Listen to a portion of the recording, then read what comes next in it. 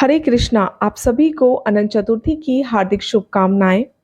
हर वर्ष भाद्रपद की शुक्ल पक्ष की चतुर्थी को अनंत चतुर्थी का व्रत किया जाता है। इस दिन भगवान विष्णु की पूजा अर्चना के बाद अनंत सूत्र बांधा जाता है। इस व्रत से जुड़ी एक लोक कथा भी है। तो आइए कथा को प्रारंभ करते हैं। पौराणिक ग्रंथों के अनुसार प्राचीन समय में सुमंत नाम के एक ऋषि हुआ करते थे। उनकी पत्नी का नाम दीक्षा था। कुछ समय के पश्चात दीक्षा ने एक सुंदर कन्या को जन्म दिया जिसका नाम रखा गया सुशीला। लेकिन कुछ समय के पश्चात सुशीला के सर से मां का साया उठ गया। अब ऋषि को बच्ची की लालन पालन की चिंता होने लगी और उन्होंने दूसरा विवाह करने का निर्णय लिया। उनकी दूसरी पत्नी और सुशीला की सौतेली मां का नाम कर्कशा था। वह अपने नाम की तरह ही स्वभाव से भी कर्कश थी। जैसे तैसे प्रभु कृपा से सुशीला बड़ी होने लगी और वह दिन भी आ गया जब ऋषि सुमंत को उसके विवाह की चिंता होने लगी।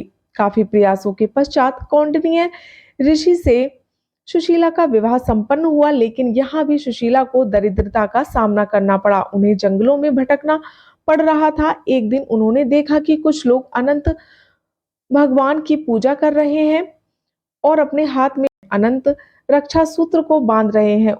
सुशीला ने उनसे अनंत भगवान के व्रत के महत्व को जानकर पूजा की विधि विधान पूछा और उसका पालन करते हुए अनंत रक्षा सूत्र अपनी कलाई पर बांध लिया। देखते ही देखते उसके दिन फिरने लगे। कौंडलीय ऋषि में अहंकार आ गया कि वह उन्होंने अपनी मेहनत से निर्मित किया है। काफी हद तक सही भी था।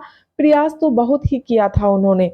अगले ही वर्ष ठीक अनंत चतुर्थी की बात है। सुशीला अनंत भगवान का शुक्रिया और उनकी पूजा आराधना कर अनंत रक्षा सूत्र को बांधकर घर लौटी।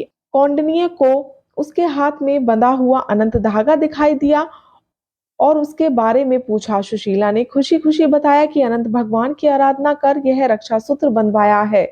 इसके पश्चात ही हमारे दिन बदले हैं। इस पर कौंडिन्य खुद को अपमानित महसूस करने लगे कि उनकी मेहनत का श्रेय सुशीला अपनी पूजा को दे रही है। उन्होंने उस धागे को उतरवा दिया। इससे अनंत भगवान रुष्ट हो गए और देखते ही देखते कौंडिन्य अर्श से फर्श पर आ गिरे।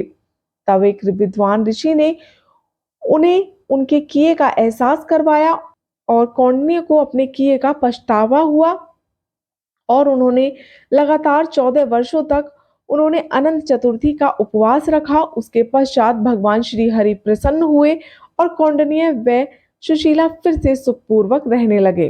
तो ये थी अनंत चतुर्थी की व्रत कथा। आशा करती हूँ कि आपको ये कथा अच्छी लगी होगी। राधे राधे।